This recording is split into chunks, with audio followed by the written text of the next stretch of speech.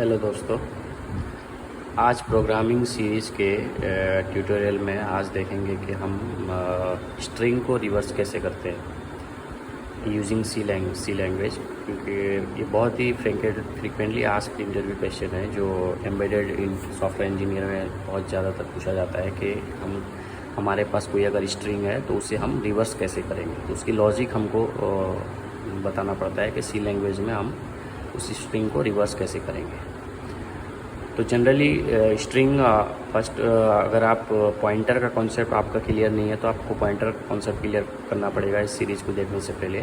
तो जनरली जो स्ट्रिंग होता है वो हमारे वो कैसे स्टोर होता है वेरिएबल के अंदर, उसको डिक्लेरेशन कैसे करा जाता है उसको आपको सीखना पड़ेगा। तो उसके बाद आप स्ट्रिंग रिवर्स का कॉन्सेप्ट सीख सकते हैं।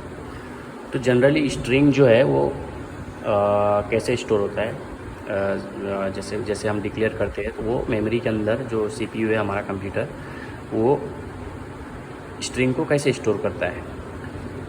तो जनरली हम लोग स्ट्रिंग को डिक्लेयर करने के लिए कैरेक्टर वेरिएबल का यूज़ करते हैं। तो मैं यहाँ पे कैरेक्टर वेरिएबल लेता हूँ, कैरेक्टर स्ट्रिंग str डिक्लेयर करने के बाद ये नेम ऑफ द वेरिएबल है। उसके बाद आप कोई भी साइज ले सकते हैं, जैसे कि यहाँ पे मैं 10 लेता हूँ। तो उसके अंदर आप कौन सा स्ट्रिंग ड्यूरिंग डिक्लेरेशन आप इनिशियलाइज कर सकते हो स्ट्रिंग को, और अगर आप रन टाइम लेना चाहते हो रन टाइम भी ले सकते हो। तो मैं अभी यहाँ पे ऐसे ही स्टैटिक ले लेता हूँ, डायरेक्टली मैं इनिशियलाइज कर लेता हूँ। ठीक है, तो डायरेक्टली मैं इनिशियलाइज किया वेलकम। तो ये हमारा स्ट्रिंग इनिशियलाइज हो गया। तो ये वेलकम जो है वो सीपीयू के अंदर, जो कंप्यूटर है सीपीयू के अंदर, वो कैसे स्टोर होगा। तो सीपीयू हमें सीपीयू जैसे कि मेमोरी होता है उसके अंदर, जो जैसे कि 4 GB और 5 GB ऐसा रैम होता है, जो उस मेमोरी के अंदर हमारा ये वैल्यू जाके स्टोर होता है। तो मेमोरी का कॉन्सेप्ट अलग से आपको मतलब ज़्यादा मेमोरी का कॉन्सेप्ट अगर सीखना है तो आप स्टैक क्यू और सेक्शन सब है, हीप सेक्शन, स्टैक सेक्शन, वो सब आपको सीखना पड़ेगा। तो पहले हम ऐसे लॉजिकली अब समझते हैं कि ये सीपीयू के अंदर कैसे स्टोर होगा मेमोरी।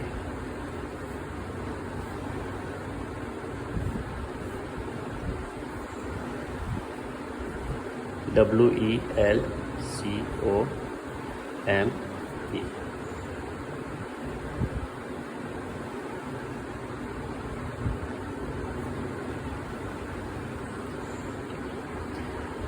ये वेलकम स्टोर होगा। और एक्स्ट्रा जो यहाँ पे मैंने एक वेरिएबल लिया है वो नल है, जो इनिशियली 0 दर्शाता है। नल मतलब यहाँ से स्ट्रिंग, जो यहाँ से हमारा जो कैरेक्टर है स्ट्रिंग है वो ख़त्म हो गया है, इसके आगे कोई भी कैरेक्टर नहीं है। क्योंकि हमने 10 लिया है तो ये 10 बाइट का मेमोरी एलोकेट करेगा, जैसे 1 2 3 4 5 6 7 8 9 10। तो इसके अंदर कुछ गार्बेज वैल्यू होंगे। तो यहाँ से नल मतलब यहाँ से सीपीयू को पता चलेगा कि यहाँ से हमारा स्ट्रिंग एंड हो चुका है। तो हम इसको अब रिवर्स कैसे करेंगे, तो उसका लॉजिक क्या है। मैं सिर्फ एक प्रोग्राम कोड लिखता हूँ, लॉजिक सूडो कोड लिख रहा हूँ। कोई भी कोड स्टार्ट होता है सी लैंग्वेज में, पहले हमको एक हेडर फाइल इंक्लूड करना पड़ता है, #include studio.h। इसमें इसका डिक्लेरेशंस होते हैं फंक्शंस के। जब कोई भी फंक्शन हम यूज़ करेंगे, मेन फंक्शन है, वो सब उसके डिक्लेरेशन होंगे। void main। यहाँ पे मैं क्या करूँगा, कोई भी उसका एड्रेस, कोई भी मेमोरी में उसका एड्रेस होता है, तो हम एड्रेस मान लेते हैं 100, 101, 102, 103, 104, 105, 106, 107। तो हम पॉइंटर के थ्रू रिवर्स करेंगे। तो पॉइंटर का कॉन्सेप्ट क्या है कि एक पॉइंटर लेते हैं, पहले हम स्ट्रिंग डिक्लेयर कर देते हैं, केयर str 10 वेलकम। ठीक है, अब एक पॉइंटर लेते हैं, कैरेक्टर पॉइंटर, हमको 2 पॉइंटर की ज़रूरत पड़ेगी। तो फर्स्ट पॉइंटर है वो str means string name itself indicate that it is a address of first character. तो str जो है वो इनिशियली 100 है, str जो इनिशियली 100 है। तो ये जो कैरेक्टर पॉइंटर है p क्या करेगा, एक मेमोरी एलोकेट करेगा और उसमें उस 100 एड्रेस लगेगा। जो फर्स्ट कैरेक्टर है उसका एड्रेस पॉइंटर p रखेगा। जो p जो है हमारा इनिशियली पॉइंटिंग करेगा फर्स्ट कैरेक्टर को। q लेंगे, q इनिशियली जो है यहाँ पे पॉइंट करना चाहिए, ठीक है। तो क्योंकि हमको रिवर्स करने के लिए e को यहाँ पे लाना है, w को यहाँ पे स्वैप करना है, m को 101 पे लाना है, e को 105 पे लेके जाना है, o को 102 पे लाना है, l को 104 पे लेके जाना है, c वे का c जहाँ का वहीं पे रहेगा। तो हम q को यहाँ पे कैसे लाएंगे, तो q को लाने के हम पहले एक पॉइंटर लेंगे कैरेक्टर स्टार q। तो हमको कितनी बार इंक्रीमेंट करना पड़ेगा, 1 2 3 4 5 6 बार अगर हम इंक्रीमेंट करें q पॉइंटर को तो q यहाँ पे पॉइंट करेगा। तो str क्या है इनिशियली 100, तो हमको +6 करना पड़ेगा। तो +6 एक हमको पता है कि स्ट्रिंग का लेंथ अभी 6 है, तो इसलिए हम 6 लिख देते हैं। तो लेकिन जब हमको नहीं पता हो तो क्या करना पड़ेगा, तो उसके लिए फ़र्स्ट हमको strlen फंक्शन है जो स्ट्रिंग का लेंथ रिटर्न, जो कितनी कैरेक्टर है वो strlen फंक्शन रिटर्न करता है। strlen उसमें हम बेस एड्रेस, उसका एड्रेस पास कर देंगे 100 str -1। ये जो है कितना रिटर्न करेगा, नंबर ऑफ़ कैरेक्टर कितना है 7 रिटर्न करेगा। 7 - 1 6। अब जो q है 100 + 6, ये 100 है +6। तो अब जो q है ये हमारा पॉइंट आ जाएगा यहाँ पे, q पॉइंटर जो है यहाँ पे पॉइंट करेगा। अब क्या करना है, एक लॉजिक लेना है, while p not equal to q। p not equal to q लिया हूँ, मैं बताता हूँ बाद में। तो p को हमको w को e यहाँ पे लाना है, तो उसके लिए क्या करना पड़ेगा, पहले हमको w को मॉडिफाई करने से पहले उसको हम एक वेरिएबल पे ले लेते हैं, character temp equal to star p। अब स्टार p क्या है, p हमारा 100 है। जब हम स्टार लगाते हैं तो डी रेफरेंस करते हैं, डी रेफरेंस मतलब उस मेमोरी के अंदर कौन सा वैल्यू है ये स्टार p दे देता है, मतलब w है। तो w क्या होता है, टेम्प में स्टोर हो जाता है। टेम्प में क्या होता है, w, ठीक है। अब स्टार q में क्या करते हैं, स्टार q को हम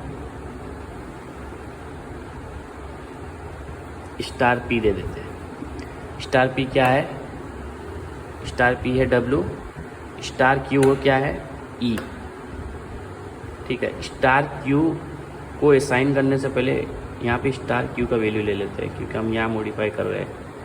तो star p equal to star q, star p क्या है w, स्टार q क्या e, यहाँ पे w आ जाएगा। तो स्टार q को मॉडिफाई करने से पहले हमने उसको टेम्प वेरिएबल में ले लिया है। Star p is equal to temp. Temp में क्या है, e है, यहाँ पे क्या है w, स्टार p क्या है w, यहाँ पे आ गया, e यहाँ पे आ गया। अब हमको पॉइंटर को इंक्रीमेंट करना है, p प्लस प्लस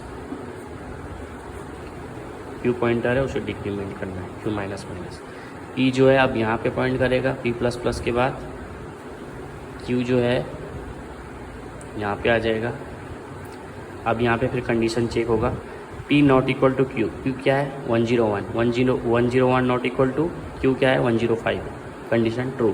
फिर ये वापस से ये लॉजिक एग्जीक्यूट होगा, फिर p प्लस प्लस होगा, q माइनस माइनस होगा, फिर से लॉजिक एग्जीक्यूट होगा, फिर p प्लस प्लस होगा, q माइनस माइनस।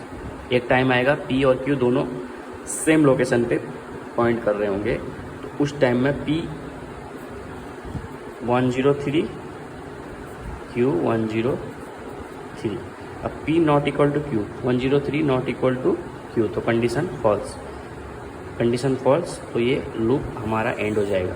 उसके बाद हम जब प्रिंटफ लिखेंगे, स्ट्रिंग को प्रिंट करेंगे प्रिंटफ फंक्शन के थ्रू %s str, तो ये हमारा जो प्रिंट स्ट्रिंग रिवर्स होने के बाद जो प्रिंट होगा E M O C E M O C L E W, ये रिवर्स का लॉजिक है।